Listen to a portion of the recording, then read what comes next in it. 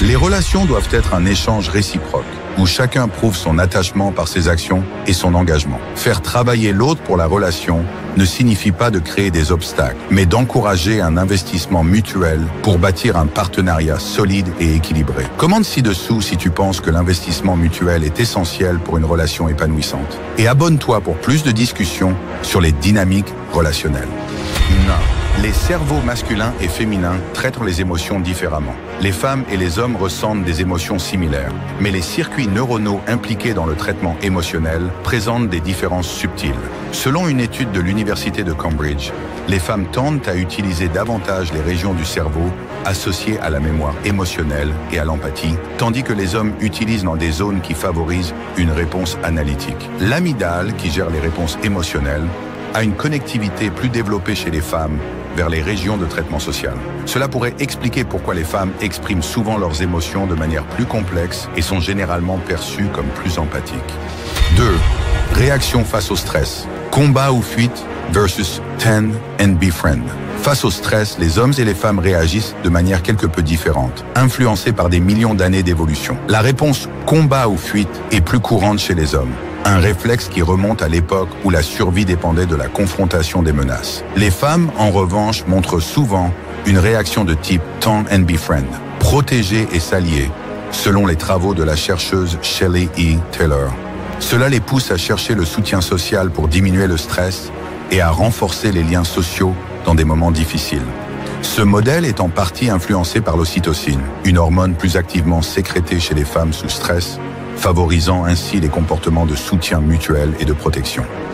3. Style de communication, fait et raison versus émotion et expérience. Les recherches montrent que les hommes et les femmes communiquent souvent différemment. Une étude de la Linguistic Society of America a révélé que les hommes tendent à privilégier les faits et les solutions lorsqu'ils communiquent, en particulier dans les contextes de résolution de problèmes.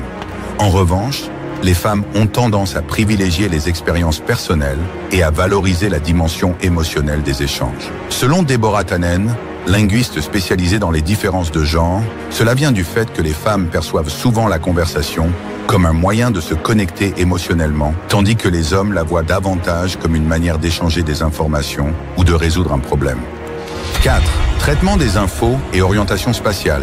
Raisonnement déductif versus intuition sociale. Les différences dans les préférences et les styles de traitement de l'information sont également bien documentées. Une étude de l'Université de Pennsylvanie a montré que les hommes possèdent généralement une capacité supérieure en orientation spatiale, ce qui est attribué à des connexions plus fortes dans les hémisphères du cerveau associées à la perception de l'espace. Les femmes, en revanche, montrent une préférence pour l'intuition sociale et sont plus enclines à faire des liens sociaux et émotionnels dans leur raisonnement. Ces distinctions sont interprétées comme des adaptations à des rôles évolutifs distincts dans lesquels les hommes devaient souvent s'orienter sur de longues distances pour la chasse, tandis que les femmes se consacraient à des activités de coopération et de soins au sein du groupe.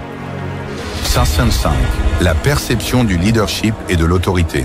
Les différences dans la perception de l'autorité et du leadership entre les genres sont aussi frappantes. Une étude de la Harvard Business Review a constaté que les femmes dans des rôles de leadership sont souvent perçues comme plus empathiques et attentives aux besoins de l'équipe, tandis que les hommes sont plus souvent vus comme étant directs et orientés vers les résultats. Cela ne signifie pas que les femmes sont moins capables de leadership, mais qu'elles ont tendance à prioriser la cohésion et la collaboration au sein de l'équipe, tandis que les hommes privilégient les objectifs. Ces deux styles se complètent, mais sont souvent perçus différemment par la société.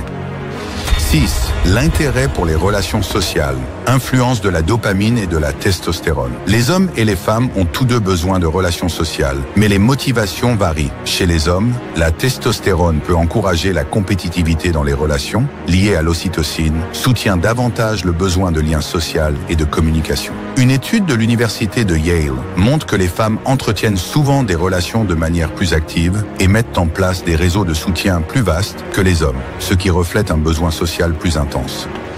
Les différences entre la psychologie masculine et féminine, bien que subtiles, reflètent une complémentarité qui enrichit les relations humaines. Comprendre ces distinctions permet de bâtir des interactions plus harmonieuses et respectueuses des spécificités de chacun. Commente ci-dessous si tu as observé ces différences autour de toi et abonne-toi pour plus de contenu inspiré par la psychologie et la philosophie stoïcienne.